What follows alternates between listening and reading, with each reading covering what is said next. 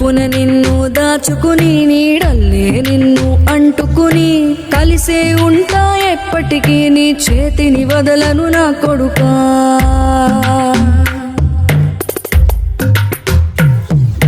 పదిలంగా నువ్వు నడవాలే, 10 కాలాలు నువ్వు బతకాలే.